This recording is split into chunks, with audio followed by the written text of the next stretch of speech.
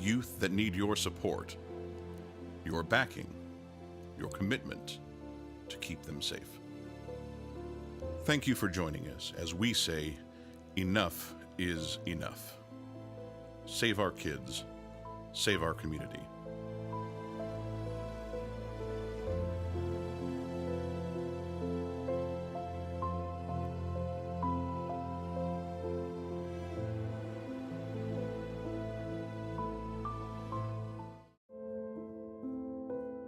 People ask, what are the blue ribbons all about? They ask, why is the Enough is Enough initiative needed?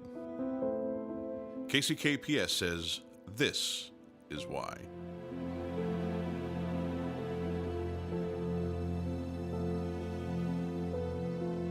The faces of our youth, gone too soon. Many of them because of gun violence. All of them leaving behind loved ones to grieve. This is also why the movement is needed. The faces of just some of our youth, with a whole future ahead of them. Youth that need your support, your backing, your commitment to keep them safe. Thank you for joining us as we say, enough is enough. Save our kids, save our community.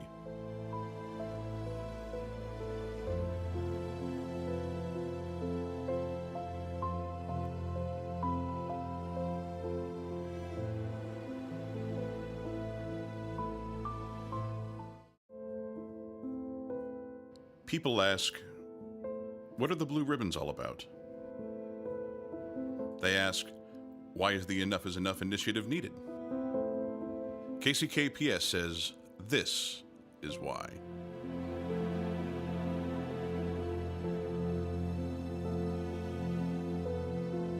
The faces of our youth, gone too soon. Many of them because of gun violence. All of them leaving behind loved ones to grieve. This is also why the movement is needed. The faces of just some of our youth, with a whole future ahead of them. Youth that need your support, your backing, your commitment to keep them safe. Thank you for joining us as we say, enough is enough. Save our kids, save our community.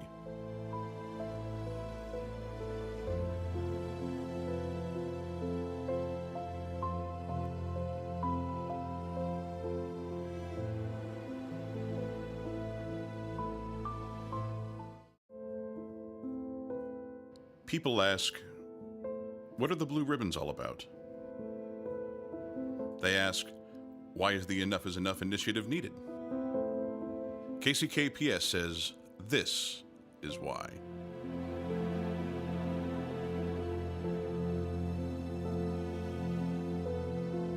The faces of our youth, gone too soon. Many of them because of gun violence. All of them leaving behind loved ones to grieve. This is also why the movement is needed. The faces of just some of our youth, with a whole future ahead of them. Youth that need your support, your backing, your commitment to keep them safe. Thank you for joining us as we say, enough is enough.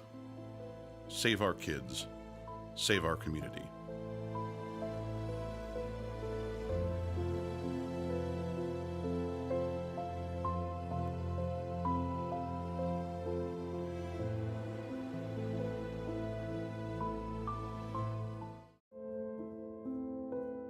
People ask, what are the blue ribbons all about? They ask, why is the Enough is Enough initiative needed? KCKPS says, this is why.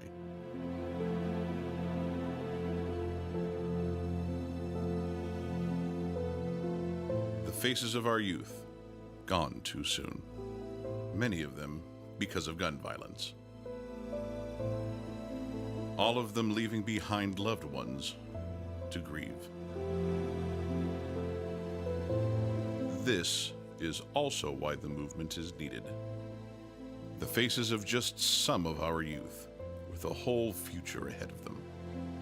Youth that need your support, your backing, your commitment to keep them safe.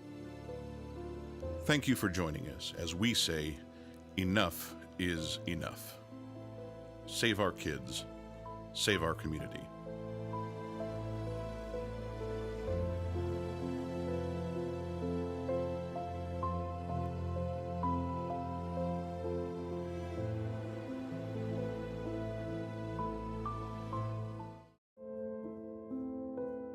People ask, what are the blue ribbons all about?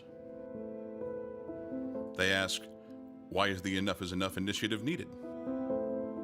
KCKPS says, this is why.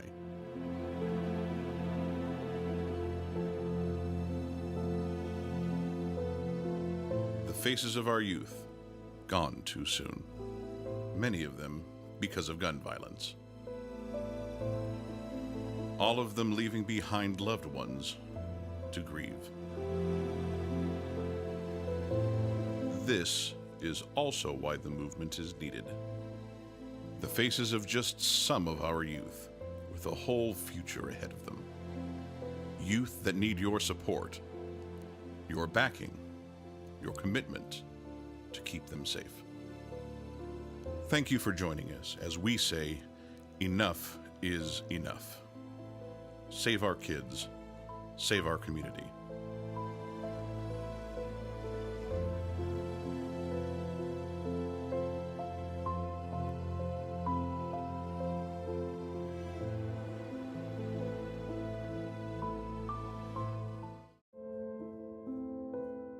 People ask, what are the blue ribbons all about? They ask, why is the Enough is Enough initiative needed? KCKPS says, this is why.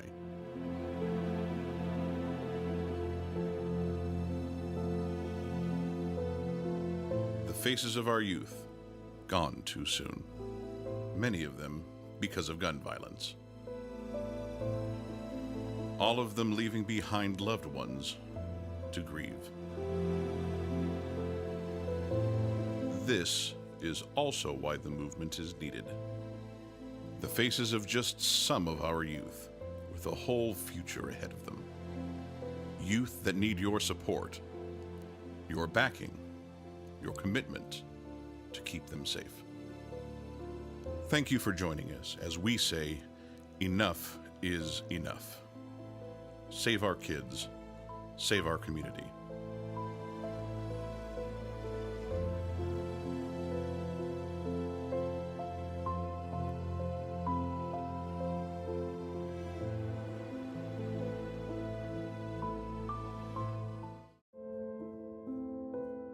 People ask, what are the blue ribbons all about?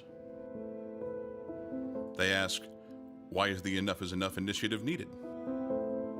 KCKPS says, this is why.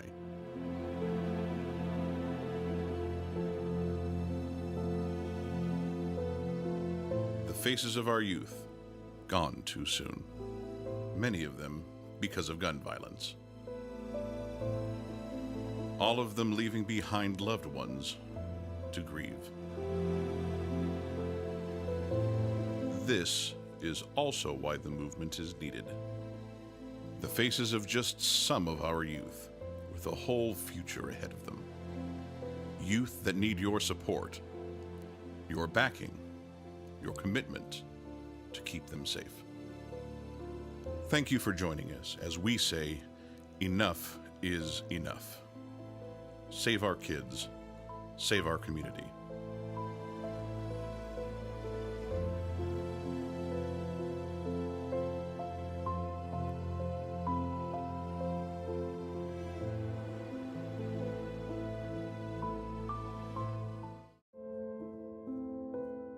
People ask, what are the blue ribbons all about? They ask, Why is the Enough is Enough initiative needed? KCKPS says this is why.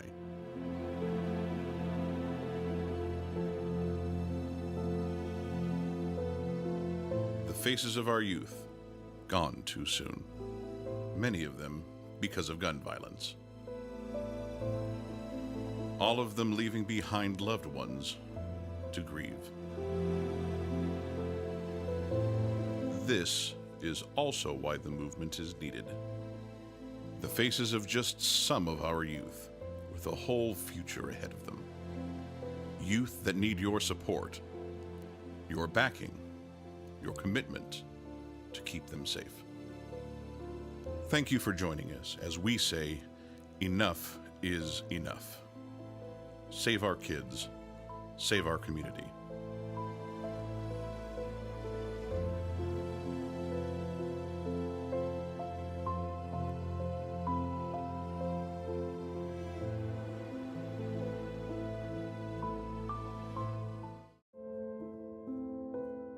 People ask, what are the blue ribbons all about? They ask, why is the Enough is Enough initiative needed? KCKPS says this is why.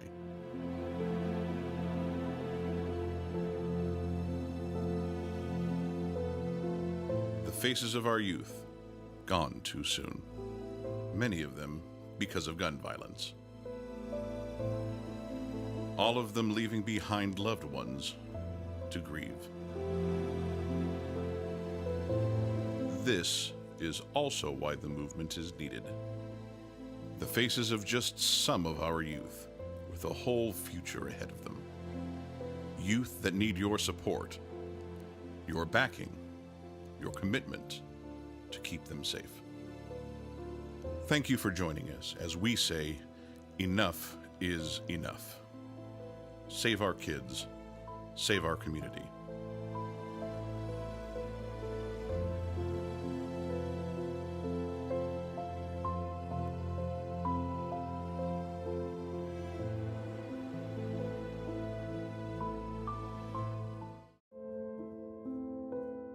People ask, what are the blue ribbons all about?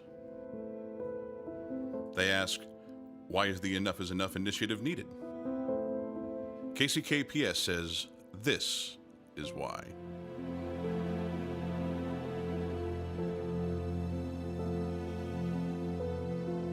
The faces of our youth gone too soon.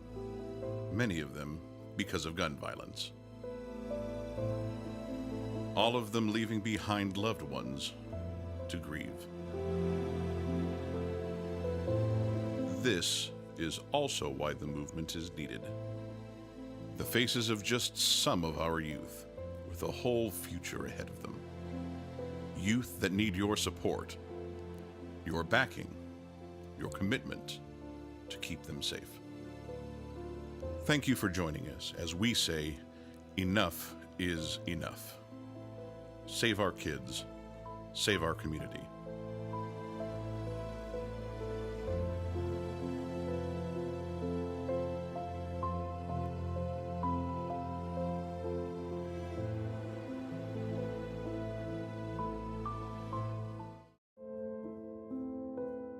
People ask, what are the blue ribbons all about? They ask, why is the Enough is Enough initiative needed? KCKPS says this is why.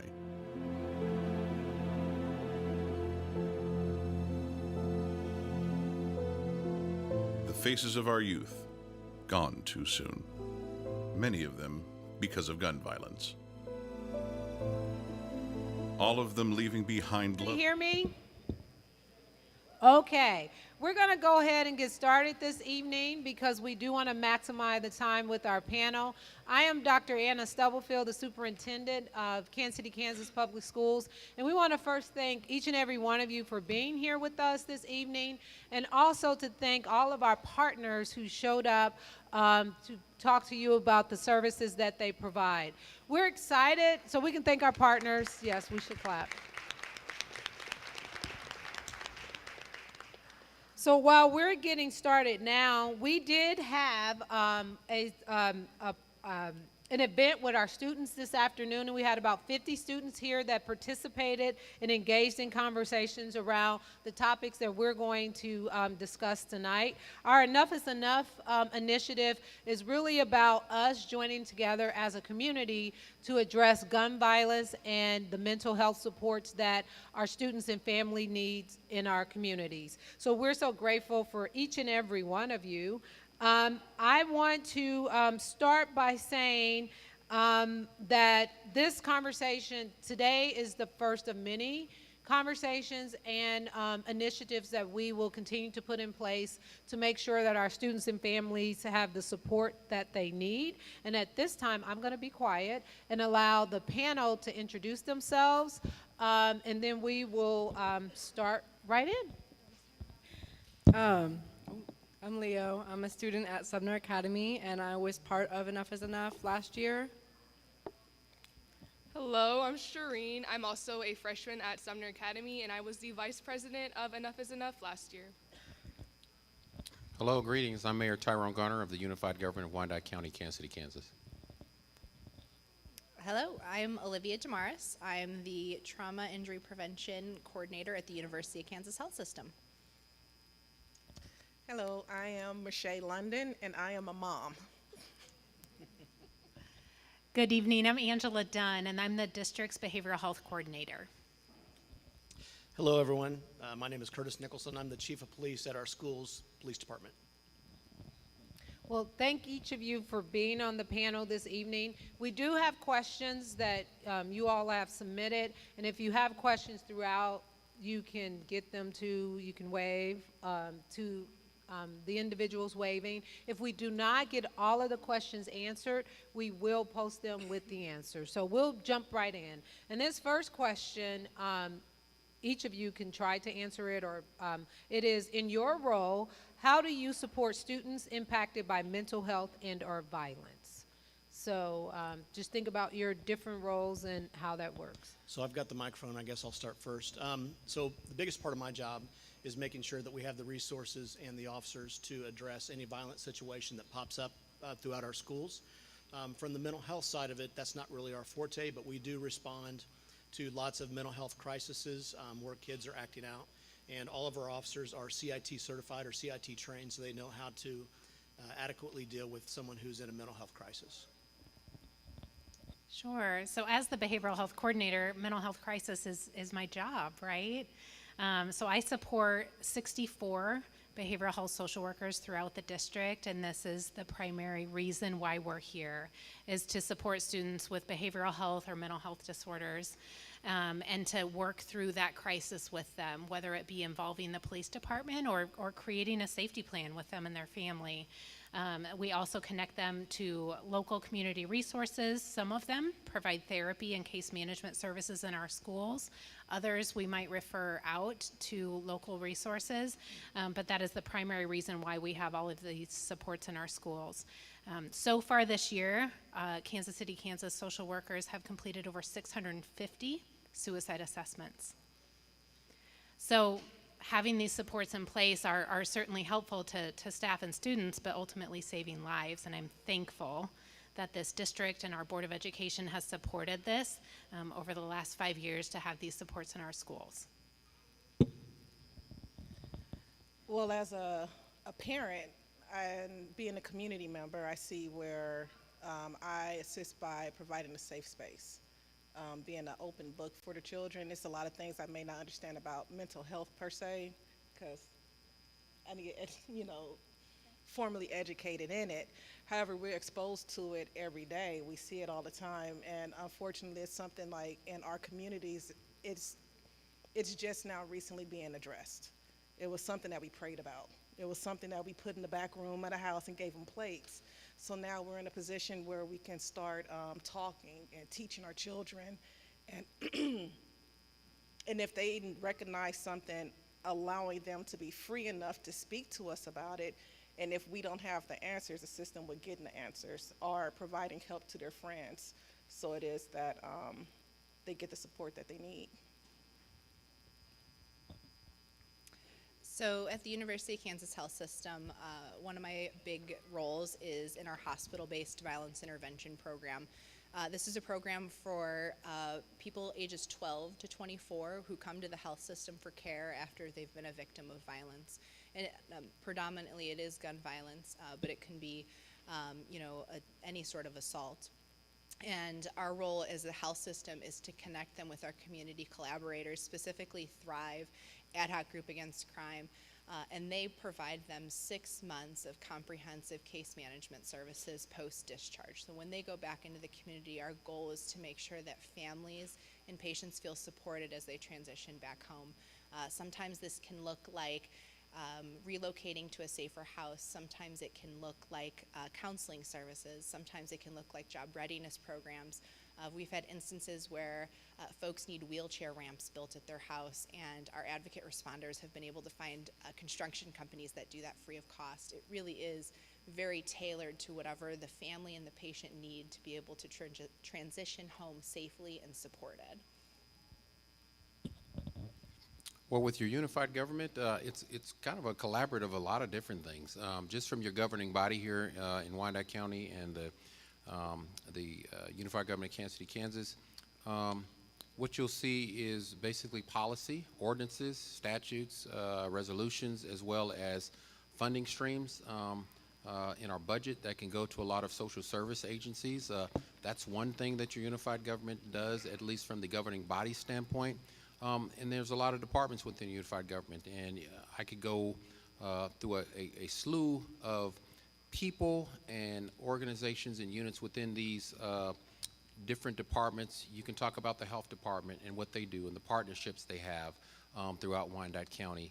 Our partnerships with Wyandotte County Behavioral Health, or you look at some of our social service institutions that help people throughout Wyandotte County. KU Medical Center, some of those partnerships. If you want to get into the law enforcement component, I know our Sheriff's Department and our Juvenile Detention Center, they have programs that are in place. The Police Department, you can look at community policing and some of the programs with our victim services and those collaborations we have with the Ad Hoc Group Against Crime and other agencies to really focus on some of these issues.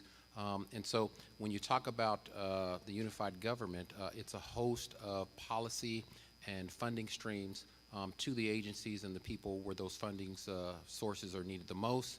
Hopefully those get out to the community in a way that bring about the type of good services and resources that can be impactful, especially if you're talking about those dealing with mental illness, in a way that can help abate that. But really that falls on the shoulders of the health department and those collaborations. But then when you look at our law enforcement community, I know that the chief of the school district mentioned CIT, we have that as well within our police department, crisis intervention training. So there's a variety of things, and it doesn't stop there.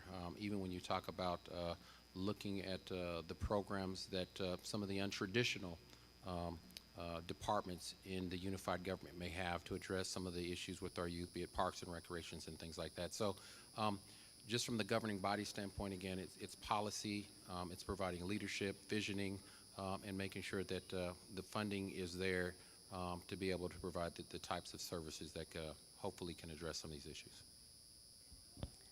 Hello. So for me, the most important thing being a student is to be a good listener. There's a lot of stigma in our community, whether it be concerning mental illness or gun violence or whatever the issue may be. I feel as a student, it's a responsibility and an obligation for me to be a good listener so that little by little we can start to combat these issues and we can build towards becoming a safer and more inclusive community. Yeah, keep it close, they were saying, so the people can hear you in the back. As part of like the No Place for Hate or the Enough is Enough at our school, we kind of did our best to kind of make the school feel like a more welcoming environment to the students that are there, so that they may have a like safe space to feel how like safe and share how they feel with the rest of the students there. Thank you all. This next question is for Angela Dunn. The question is, what mental health services does the district provide to the students? Thank you. Yeah, so I answered that a little bit earlier, just indicating how many behavioral health social workers we have across the district.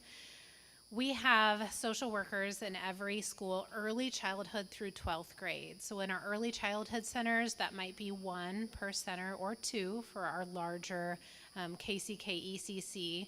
And then elementary and middle schools, we have them as well, with our middle and high schools having 2, if not 3, behavioral health social workers.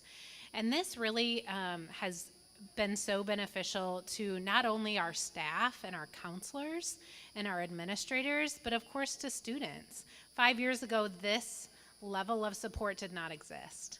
Our counselors were managing it or trying to the best they can, and our teachers, of course, were supporting students in their capacity as well. But it's been wonderful to see the impact that it's had on students, their well-being, their access to community resources. So in addition to the behavioral health social workers in every school, we also have a partnership with PACES, which is part of the Wyandotte Behavioral Health Network, and they are embedded into 15 of our schools. So 15 of our schools have the connection with PACES to have a therapist come and do the intake on site. So the family can break down those barriers of having to drive to the mental health center, having to take their child out of school, and then they're missing instruction, right? And that has been so beneficial just in getting students more access to services and making sure that they're getting services where they are for the most part of the day, which is at school. We also have partnerships with a couple other private practitioners who see students in 5 of our other schools that are not connected with PACES. They're seeing our students who don't have insurance, and so we're making sure that they're connected with those private practitioners, again, to have therapy in school, but free of charge, because insurance can be a big barrier for accessing mental health care. A few years ago, in addition to all of those resources, we also started the Care Clinic. And this is an after-school mental health clinic, again, free of charge to any student in the district. We have 2 locations, Harmon being one of them, and Schlegel being the other, on Tuesday and Thursday evenings from 5 to 7. So we have a group of very dedicated social workers and counselors who agree to provide services to those students from 5 to 7, again on Tuesdays and Thursdays. Any social worker in the district can refer students to that clinic. And families might choose that over the mental health center or a private practitioner because school feels safe. School feels comfortable, and so they might feel more willing to go to a school for mental health services versus taking their child to an outside appointment. And there's a lot of other reasons why that made sense to start that. So we do that, again, a couple nights a week, and have been thankful to the people who are able to provide their services, but also hopeful in seeing the students and families that are coming in and accessing those.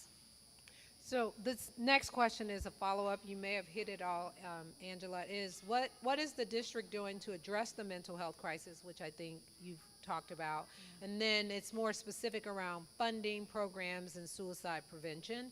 So I think adding to the funding, are there any of the services that you talked about that are being funded by a grant or something that we just need to put in the space since that is asked, so that like board members and myself know that those are things that we may need to prioritize? Absolutely, Yes. thank you. Yeah. So before 5 years ago, I worked for PACES and saw the need and searched for grants and did the work to try and get funding so that we could have therapists in schools, and it worked, and we saw that. A couple years after that, the state of Kansas caught on to that, and they started funding mental health in schools, not only to have social workers in schools, but also to fund the community mental health center to come to the school to provide therapy. So yay, right? Like the vision met, and it was really exciting. So yes, we receive funding from KSDE through the State Mental Health Intervention Team program to fund a portion of the social workers that are in our schools, as well as PACES to provide therapy in our schools.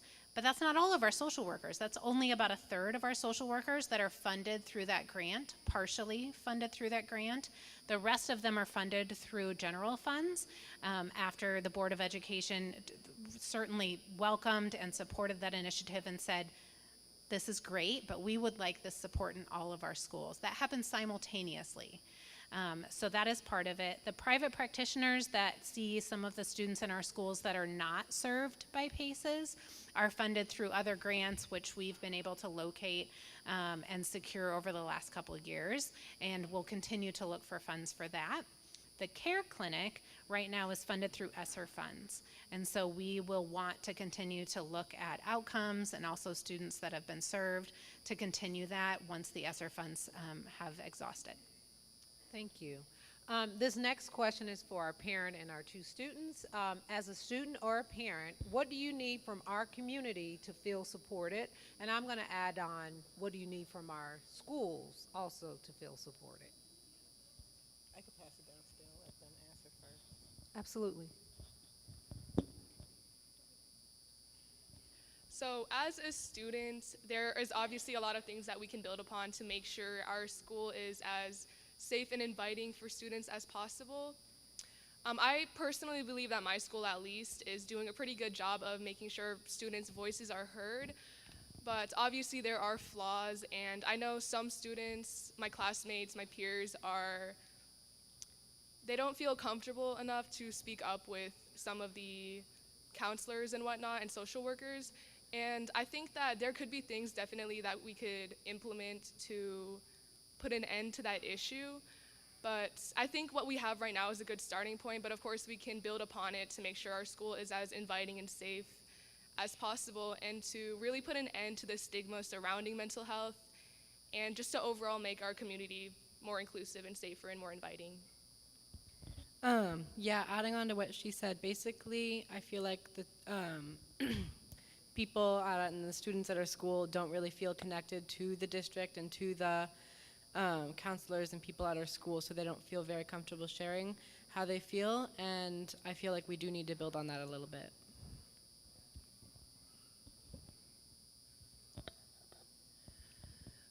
As a parent, I feel, or I see, that there needs to be better communication between the children, the district, and the parents.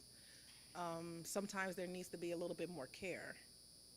I think the school have to start teaching the children more coping skills as well as accountability, because there's a lot of things that are happening in our schools, and sometimes in-house suspension may not work, and just talking about it may not work. It needs to be an understanding that there is consequences for your actions before they get old enough to start getting a record. From the community, I feel that there needs to be a little bit more structure in the home. Unfortunately, sometimes you see where parents are more friends than authority figures to their children. So there must be a little bit more, discipline is not a bad word. There's a difference between discipline and abuse, but there must be structure in the home, so it is that the children can understand what the real world is, because right now, the way that it's happening, there's certain skills that are not being taught to our children, and it has to come from our community. It was a lot of life lessons that I got from my neighbors on my block. Everybody on my block was able to speak to me and teach me, and I had to respect the word that was given. And that in turn allowed me, when I felt like I couldn't go to my mom to talk about something, I was able to go to one of the neighbors and get that ear that I needed and get that guidance that I needed. And it's great that, Ms. Dunn here spoke about the mental health aspect as far as what's happening in the schools. That's just another element of it. So we have to learn in the home how to address it, as well as not just in the school. It's kind of like potty training. You send your child to daycare and they're potty training your child, but you're putting them back in Pampers when they get home. We all need to be educated. Thank you. We appreciate that. So this next question, Angela, I think it's directed to you, but if others have thoughts on it, you can feel free to chime in. It is, what is the district's plan to deal with children with rough home lives? Where do they get support in the school?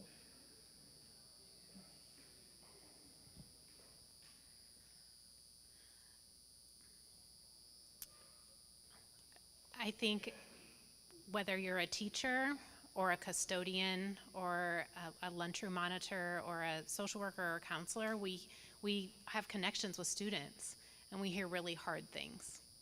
And so yes, the statement of a rough home life is something that I think district-wide staff deal with.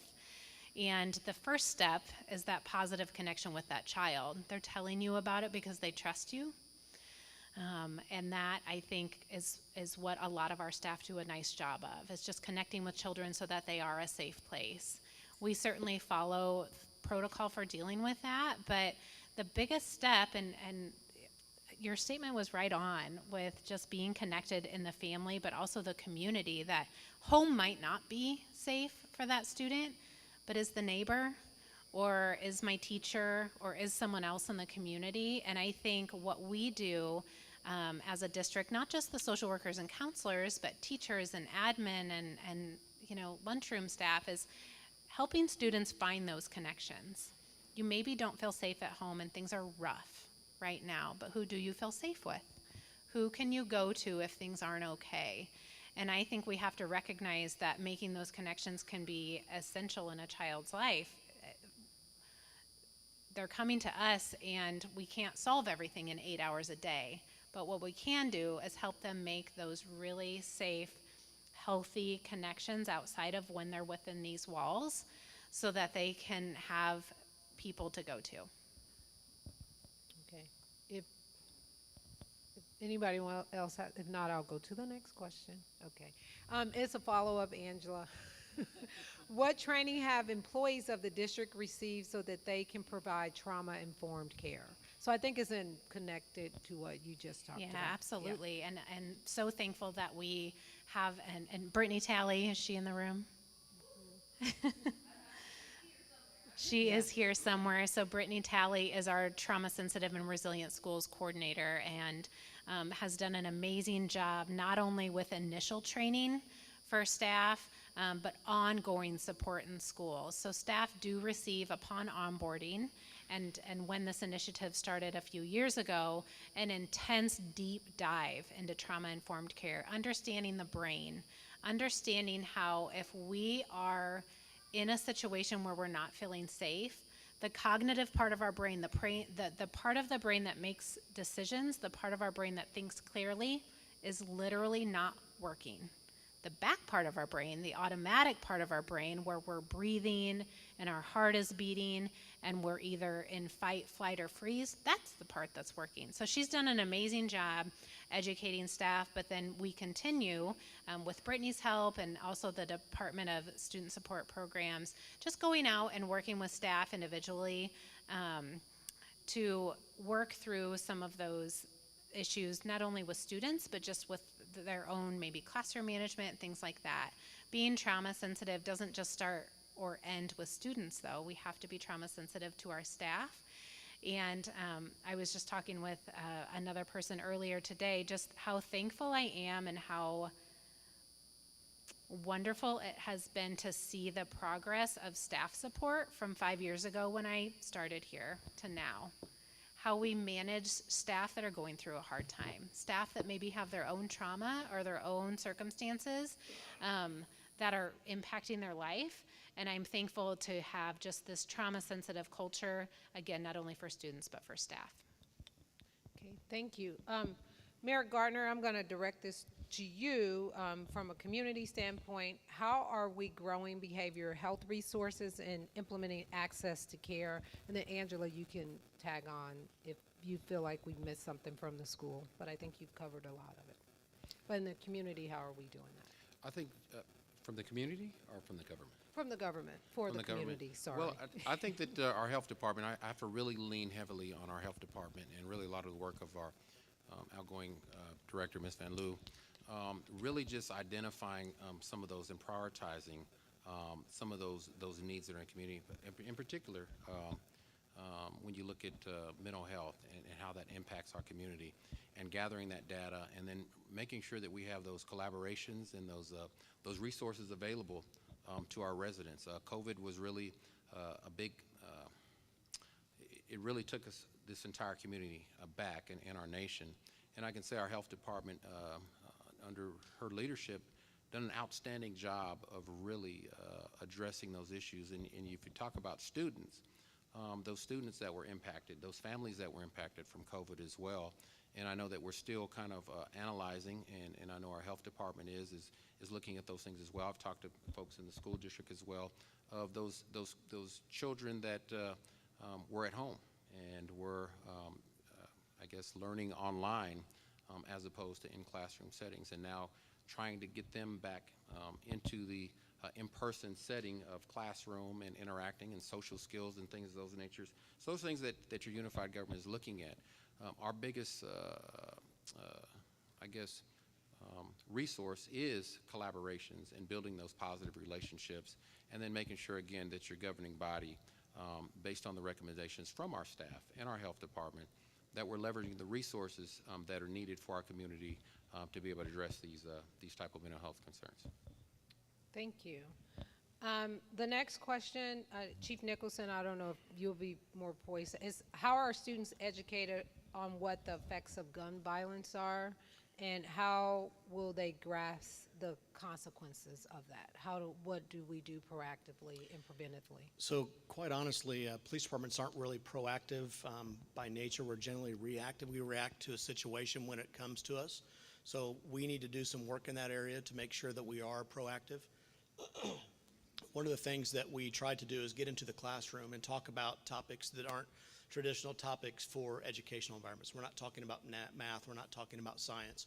We try to get in front of them and talk about gun safety and you know, how to avoid a situation, how to talk your way out of a problem versus using fists to handle those situations. Thank you. And the next question is, what is being done for employees who are victims of gun violence?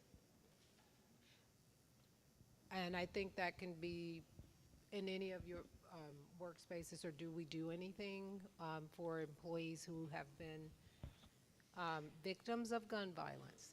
Yeah, I think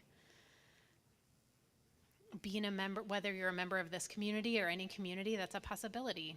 And being more trauma sensitive than we were in years past has helped us respond to those situations more often. So I'm hopeful, and I've been involved in some situations with administrators where an employee has come to them and talked to them about a scary situation that they're in or were in, and they've handled it in a delicate way, sometimes bringing me in to process with that employee and provide support and provide resources from there. We do have an employee assistance program which provides our staff members with free counseling resources. Some staff members are comfortable with that and some aren't, and that's okay. It is an optional benefit to being an employee at the school district. That might be a suggestion, but if they talk with me about being uncomfortable or there's other resources they'd like to explore, then that's something I could do with them. But collectively, what I've seen, not only if they've experienced gun violence, but other situations that have been traumatic for them, is that our administrators are wrapping around them and providing more resources. So just an additional portion to that. So if we have any employees that have experienced gun violence outside of the school district, if they bring that to us and let us know, we can put security measures in place so the employee is safe at school. There are lots of times that we get served with orders of protection and just no trespass orders to make, and we send those to the schools and to our police dispatcher so we can be aware of it before it actually unfolds. If it's a domestic violence situation, they're afraid their spouse is going to come to the school or something. So we need to know about those so we can actually put some measures in place. Okay. This next question, I'm not sure if anybody on the panel can actually answer it, but I'll read it so we can take note and make sure that we get the answer. The question is, how are the social workers supporting SPED kids, and how can they help get families connected to ABA or CDDD, Center for Developmental Disability Services? Thank you. Yeah, so aside from the 64 behavioral health social workers that I've mentioned a couple times, we also have special education social workers, and they're specifically trained to follow an individual education plan, an IEP, and provide the minutes that are dictated on that IEP.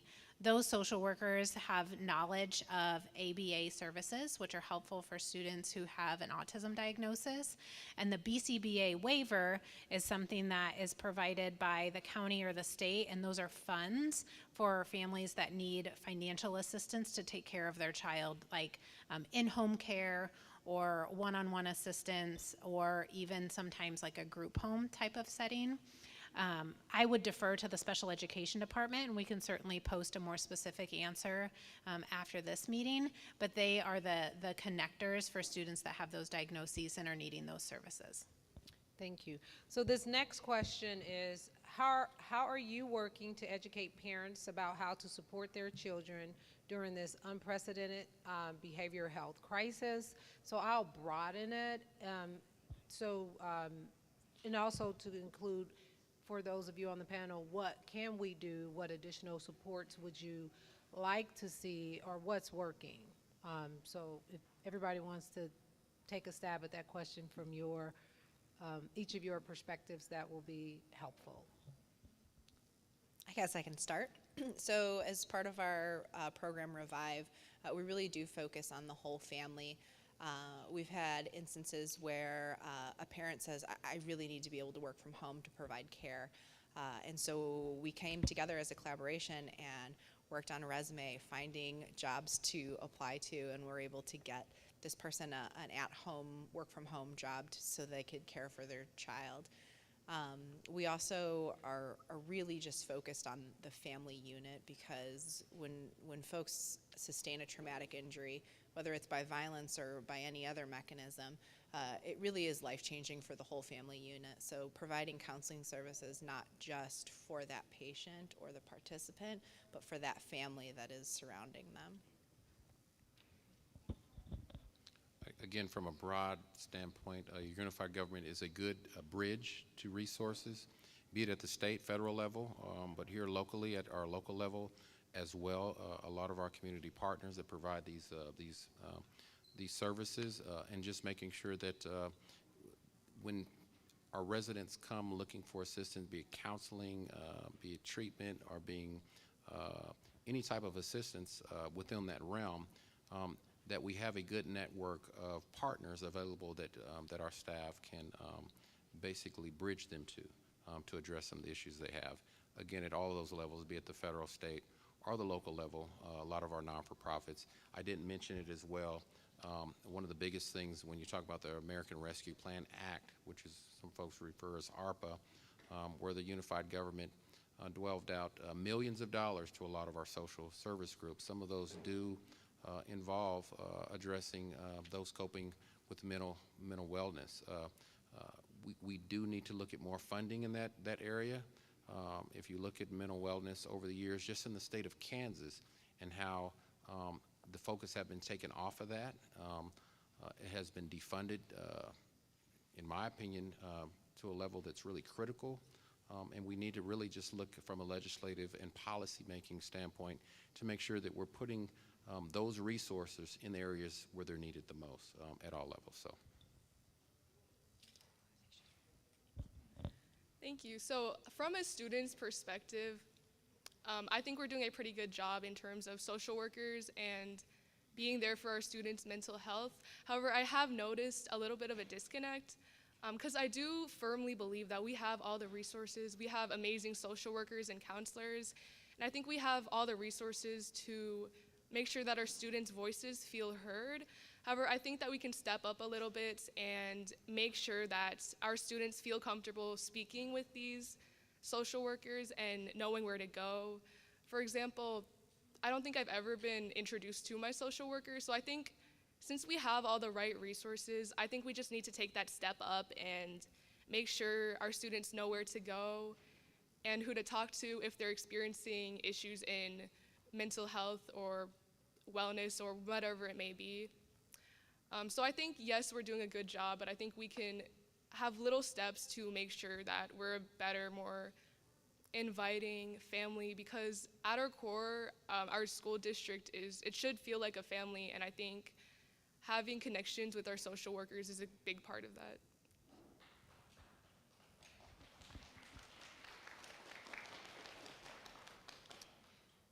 that. Okay, if anybody else have anything to add to that question? If not, I will move to the next question, which I think this will give you an opportunity to put on your creative minds. The question is, how can we secure our schools without adding more police? So what are some things that we can do to make our schools feel more safe and secure that do not involve adding more police? I'll give you a moment to think about it. Okay, we have our first volunteer for that one.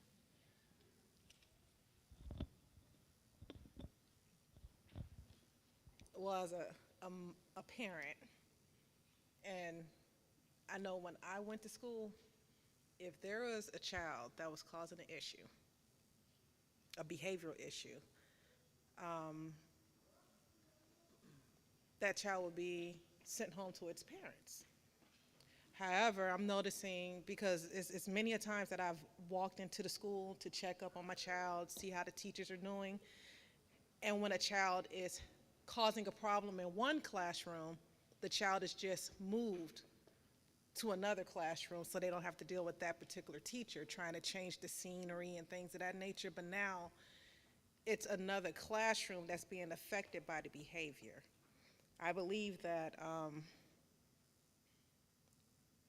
not so much a firmer stance, but once again, accountability for your actions. There needs to be some form of accountability. You cannot just sit in the classroom and scream, but I need for the teachers to start taking control of their classrooms.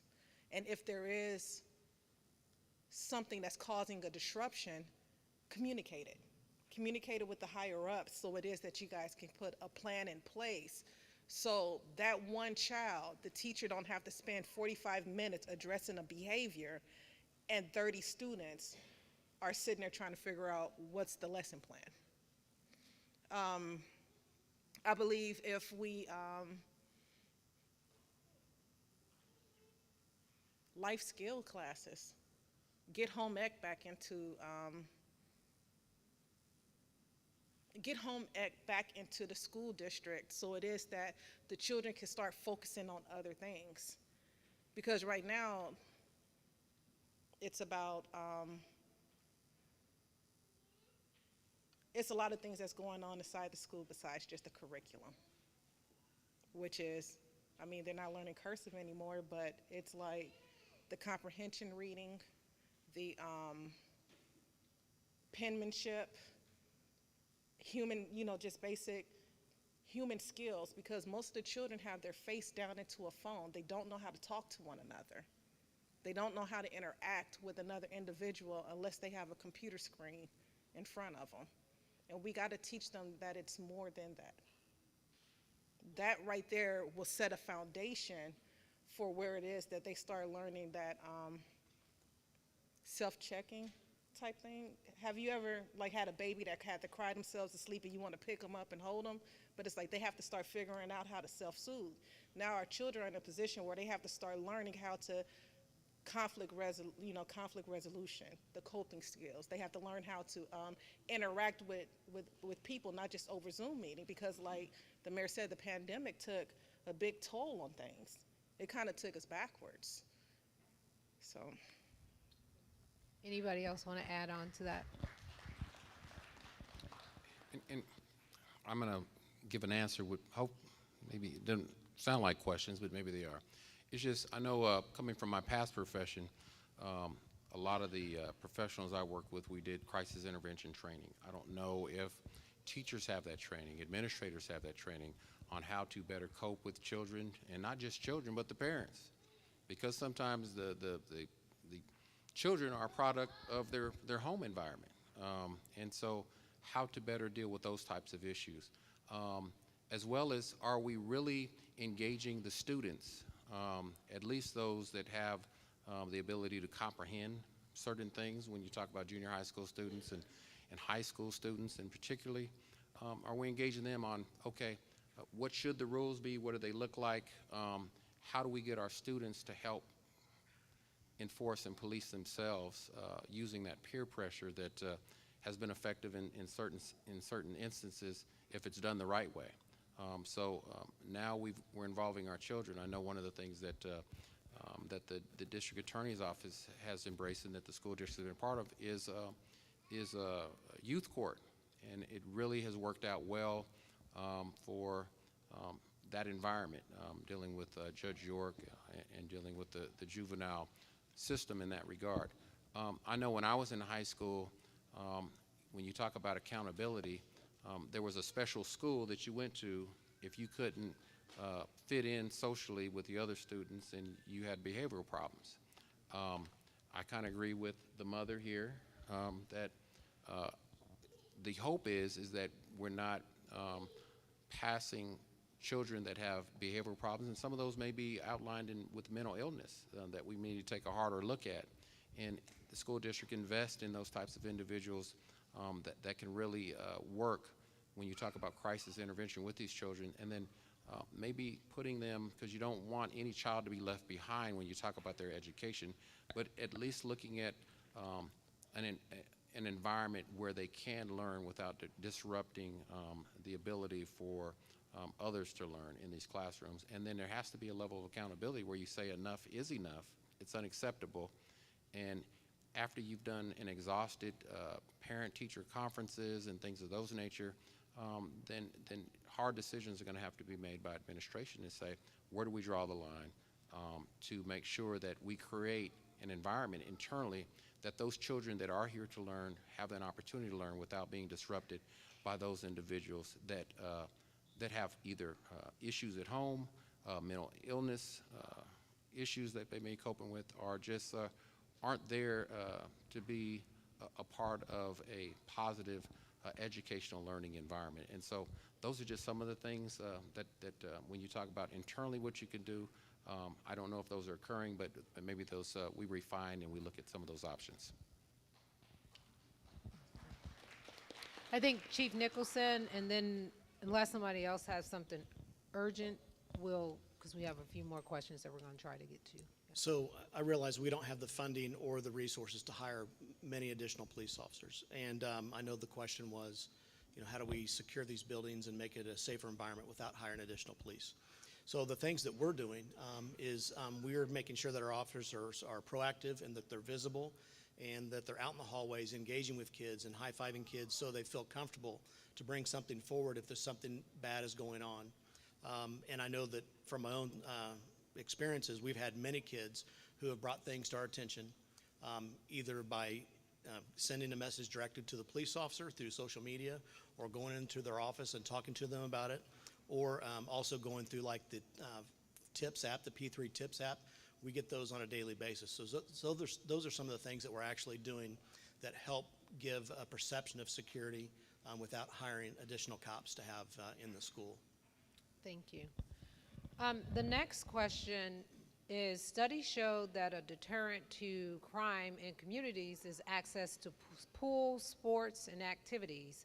How is our local government and schools increasing these opportunities for our youth? And I think in conjunction with that question, what is the UG doing to keep the students off the streets, gyms, parks, and community centers? So how are we providing activities and opportunities for our students? Well, just to be frank, we're not doing enough at the unified government, and that's just real. We're just not. If you look at the condition of a lot of rec centers, and if you look at the programs that are missing, if you look at leveraging those opportunities with families and providing programs and things that will be attractive to our residents, just to be honest, as your mayor, yes, my message has been clear. I believe that that we have to do a better job at providing the types of recreational facilities and programs that people want to be involved in, especially our youth. And there has to be a commitment to invest in our youth. Now, our parks, they do what they can with the resources they have, and we have a lot of good employees there that are working hard, but they are short-staffed. And so being short-staffed is also a problem. Post-COVID, we know that we're all struggling, at least employers are, to bring our residents back to work. And so that it's just not funding, sometimes it's just trying to have the right people in place. But when it's all said and done, yes, your unified government can do a better job. There's a lot of areas where we should be making decisions with the community about what's important to them as opposed for the community. And I'll give you a prime example. We need to go out to our neighborhoods and ask certain neighborhoods where there are rec center, what types of services, what types of programs, what type of sports activities would you want to get your children involved in? Because it may be different from a different neighborhood. Some neighborhoods may want soccer, other neighborhoods want basketball or football. And so we really need to do a better job of finding out what the needs of our residents are in that regard. And so there's just a lot of work that we need to do at our unified government. I know that that staff is committed to that, but they are short-staffed, and so there's just not a lot of money to go around as well to upgrade our facilities. So, but that to me is really no real excuse when you talk about our children and really finding out how do we really bring about those types of programs that are going to be attractive to our young people. And I can just, the sign of the times, I mean, I think what stands out to me, I know when I was growing up, on a Saturday, you'd see kids outside playing, riding bikes, climbing trees. You go outside now, you don't see any children. Times have changed, and you see a lot of the kids, they play video games and a lot of things like that.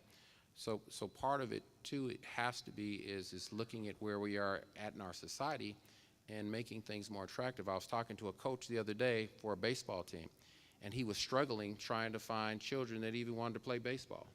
And he was offering to pay all their fees and their uniforms and all the costs, and he could not find young people that even wanted to play those sports. And so we just got to take a look and maybe do a better job of hitting home what our community needs are. But we don't have a lot of programs and opportunities, in my opinion, that really could keep our kids off the street and give them something constructive to do to help them become more productive as far as their free time. Thank you. So I agree with everything the mayor said in the regard that we may not be doing enough for our sports or extracurriculars.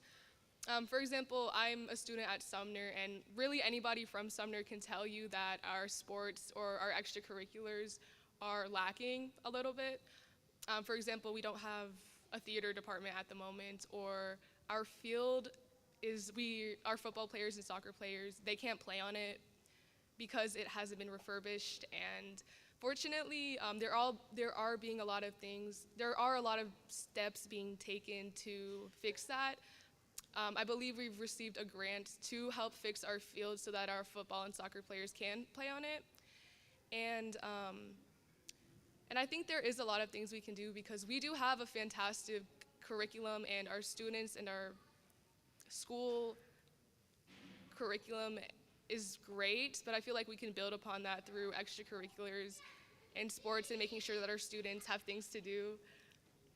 And I'm very happy and I feel very fortunate that we've received our grants to fix our fields, and hopefully in the future we can build upon our arts departments like theater or our music departments. But I think that there are definitely some things that we can do to help fix that. Thank you. And while she's passing the mic, I do want to clarify, Sumner Field will be redone this Sumner, and I'm gonna let them answer it, but I do want to acknowledge that our board actually allocated funds from our capital to pay for it. The grant is a small portion, but I just wanted to give our board credit for stepping up and approving that. They also allocated funds to refresh all of the weight rooms at the high schools and some other. So thank you for mentioning that and highlighting that. Others around that particular question? Yes, ma'am. Like the mayor said, there is some improvement that can be made in that area. However, I also want to make sure that we give credit to the ones that's there, because Young Women on the Move, my children have been a part of that.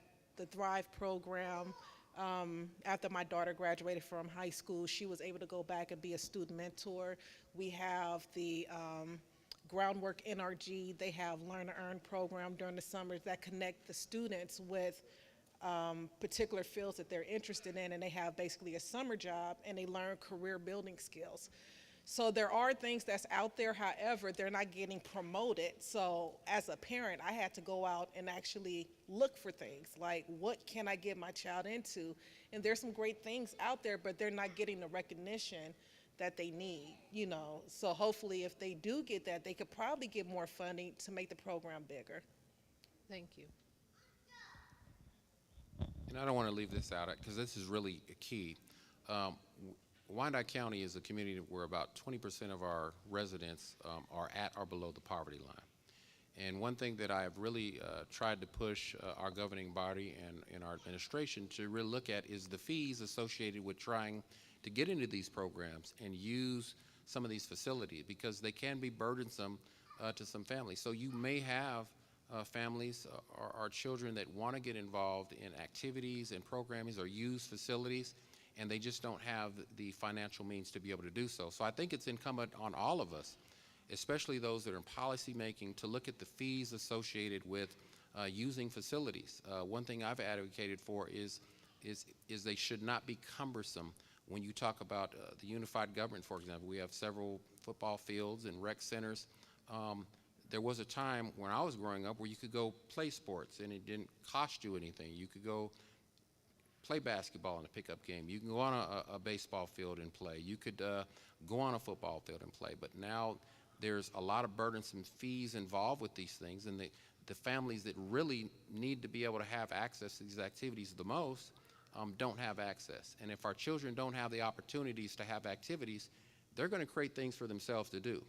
And sometimes the things that they do don't reflect what we need them to be doing during those times that parents may be at work or maybe not supervising them in a way that is appropriate. So we've just got to do a better job at looking at how we can make access to our tracks, our rec centers, our programs, our facilities more affordable, so it can be utilized by some of those residents that need those services the most, especially our young people. Because if they don't have access, then we could have all the greatest facilities and baseball fields, basketball courts, and football fields in the world, or tracks. But if nobody can use them, then it's pointless even having them. So that's something that we all need to look at. So unless someone else has something, I'm just going to add one of the things that the district and the board is committed to, and this is a plug for our extended summer learning program. We have some things specifically around those areas that will be kicked off in our extended summer learning program, and then we'll be having plans to add them to our regular school year. Specifically, I can give an example. Our partnership with the YMCA, with the Learn to Swim. We've been doing that for our kids zone, but we are looking at bringing that into the high schools next semester. We also will be particularly targeting our middle school students with some development and introduction to some of the sports and theater opportunities that they may not, and then seeing how we can build off that in our regular curriculum. The next question is, the violence in the community is perpetrated throughout generations. Other than mental health, what ways is the district, and I'm also going to add the unified government, trying to end the violence in the communities and in our schools? I guess I'll start out the mics, please. Well, one way that the unified government is doing that, we really work, I really got to give credit to our sheriff, our district attorney, and our police chief of the Kansas City, Kansas Police Department. I know our chief is really working hard with community policing to get officers out in the community in a non-traditional, non-enforcement policing way to build trust in those relationships with our community and our young people. He's got a peace walk planned coming up. He's going to hit every neighborhood in Wyandotte County. The sheriff is also working on some initiatives, both through the juvenile aspect of the sheriff's department and what he has some of his deputies doing. I know you'll see District Attorney Dupree and his staff out, constantly going out, engaging with young people engaging in the community and being visible, having those conversations and those talks. And so I think just from when you look at our criminal justice system, even some of our judges, if you look at Judge Martinez and what he does and how he's out in the community, and some of our other judges, I think those are the type of things that we're doing at the unified government when you talk about positive community engagement, to try and stem violence, to try and build relationships, and to try and find solutions to these problems with the community, and having the community at the table. And that's really positive. I think it's worked well for the criminal justice apparatus here in Wyandotte County, and so I don't see those initiatives changing. I know our chief is really committed to 21st century policing. He's mentioned that time and time again. Community policing is at the top of the criminal justice system's priority list, and so and we've gotten some real good results in building these types of relationships. Everything from being in the schools, working with the school districts closely, as well as being engaged with, actively engaged with a lot of our community groups throughout Wyandotte County and Kansas City, Kansas. So at the University of Kansas Health System, you know, we really try to focus on social determinants of health and trauma-informed care, knowing that if we can improve social determinants of health, that folks will be less likely to be victimized or perpetrate violence. And so really that is the focus of what our Revive program is, and it's a focus of why we want to go through trauma-informed care for our providers, because we know that if we take care of people in safe and supported ways, that hopefully that can break that cycle of violence.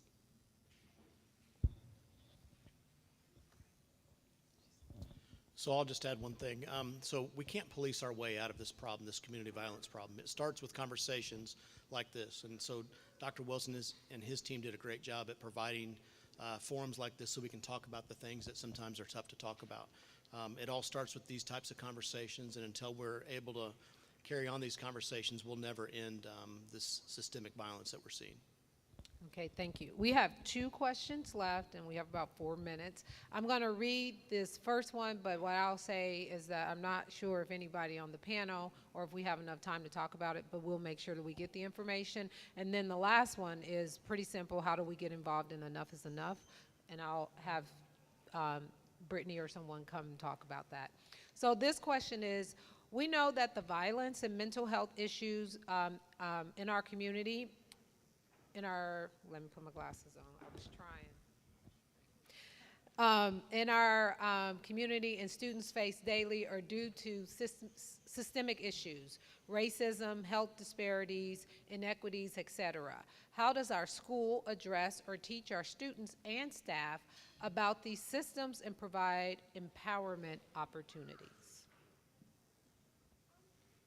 So that question we will definitely answer and provide the resources for, because I think it's really loaded and I think it's an important question so that we can make sure that everybody has that. I am going to have someone come and talk about how to get it involved in Enough is Enough, and then Mr. Lopez will come up and close us out. Thank you all for being here, but I am going to hand it off.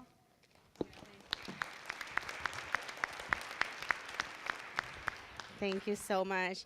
And before we ask Mr. Lopez to come to answer the question, there's a few ways that you can get involved with Enough is Enough. And again, thank you everyone for being here. If you are a student, each high school have an Enough is Enough a student advisory team. So we ask you to look for that team, ask who's the sponsor, and then join the team. That's the team that was able to be part of the event today during the afternoon. So please feel free to find the sponsor and join that team. If you're a staff member and you want to get involved, also being part of that youth advisory team in each high school will be the best way, but you can also email us at enough@kckps.org, and we can also provide with you with other opportunities to get engaged. If you're a community member, please, please, please, we want to hear from you. We want to make sure that we're connected and we provide other opportunities. We're going to have a lot more opportunities to engage with students and staff, and we would love to have you there. So you can also email us at enough@kckps.org. We also have a link in our website, it's in kckps.org, so you can also find us there. And there's different ways you can attend our events with students and families and talk to them. There's going to be plenty of other opportunities. You can help us when we do events, and there's other ways to be involved. So thank you, everyone. Just reach out to us, and we'll love to connect. So I'm going to have Mr. Lopez.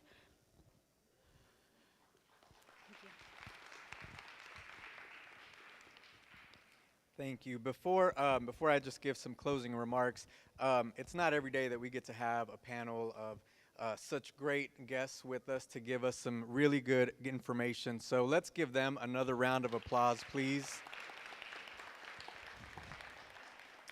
And also, I would just offer, if anyone has any last remarks that you want to leave with us tonight, thank you. If anyone has any final remarks that you want to share with us tonight, I'd open the floor if there's something you want to leave with us that you want to share, especially from our students or our parents, but from any of you. We always love to lift up your voices and make sure that we hear you. So while we have you here, not to put you on the spot, but if there's any final closing remarks that any of you want to share, I'd open the floor now. Okay. If not, you know you can always reach out to us. I know it's been a long day, and I know we're ready to go, but just a few things. First of all, I'll get in trouble if I don't remind you. If you have not turned in your cards yet with all of your signed, where you went to all of the booths, please make sure you come turn those in here. We're going to draw for a raffle here shortly, so if you've not turned in your cards, please do so at this time so that we can enter you into the drawing. If you haven't had a chance to grab some food, I think there's still food, so please make sure you do so. And if you didn't get a chance to visit some of the tables, some of our guests are still here, so please make sure you stop and visit to get some additional information. Let's thank all of our partners who were here with us tonight as well.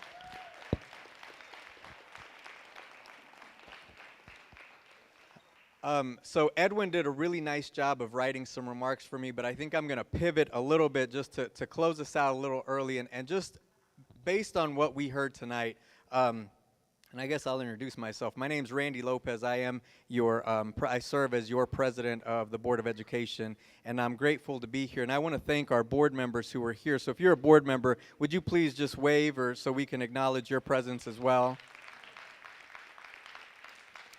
I want to thank all of our staff who were here, who made tonight happen, all of our staff, all of our volunteers, Ms. Carter, J.C. Harmon High School for opening your doors. To all of our students that participated tonight and earlier today, we're all really grateful for your presence. To all of our community members that were here, thank you for joining us. It's been such an incredible full day of information. It's not every day that we get to do something like this, so we're really glad to have all of you with us. Just want to leave you with some next steps that are going to happen. Earlier today, we had the opportunity to work with some of our students to address issues that will help us to come up with solutions that will help us prevent violence in our school district. These students will come together and get an opportunity to come up with an idea or a project. They'll submit that project to Enough is Enough, and Enough is Enough will then be able to hopefully invest and give some funding to those students to carry out those projects in their high schools. So that's going to be an exciting part of our next steps. We should have more information to come on that in the coming months, but I think that's going to be an excellent opportunity for us to hear from our students about what's going to work to make sure that we are preventing violence in our schools. We've had 30, almost if not already 30 student deaths in the last year and a half, 2 years, mostly due to gun violence, drug overdose, suicide. That's how Enough is Enough was born, because we said we cannot have one more loss of life. That's 30 students that will not walk across a graduation stage. That's 30 students that are missing at their dinner table. That's 30 students too many that we know of that this district has lost. And tonight we heard that alone, none of us can prevent that. Tonight, what we heard from our panel is that we have to work collaboratively, collectively, together to make sure that we do not lose one more life in this community, because every life in this district is precious. And we cannot afford to lose another young person, another person, period, in our community. We can't do it alone as a school district. You can't do it alone as an organization. We need to work collectively together as organizations, as families, as a community, to make sure that we love each other, that we build relationships, and that we build each other up. We heard tonight that there are plenty of opportunities, there are plenty of things that we have in place to try to work through to make this happen, but we've got to do it together. We need you. We need you. Our school board says this almost every meeting, that we need you to work with us so that we don't lose another life, so that we can reach that academic achievement that we want for all of our kids.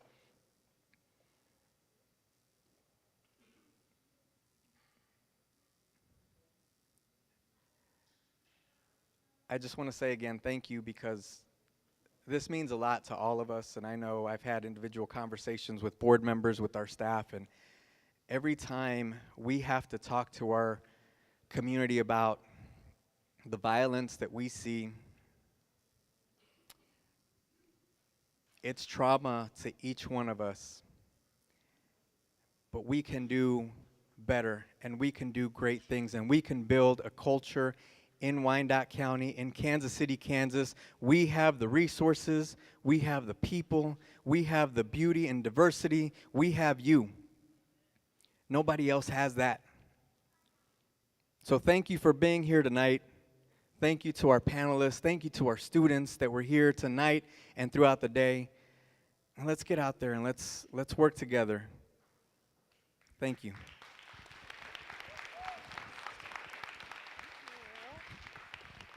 Thank you, Mr. Lopez.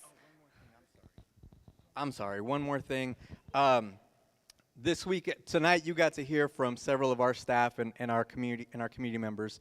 This weekend, we invite you so that we can hear from you. The board is planning a listening and learning session at Wyandotte High School, 1:00 p.m. this Saturday. It's this Saturday at 1 p.m., Wyandotte High School in the cafeteria. We're holding a special board meeting and inviting any and all community members that want to come out to give us feedback, give us your thoughts. We're really going to focus the content and the conversation around security, safety and security, and academic achievement. But we really invite you and hope that you can show up so that we can hear your voice and learn from you.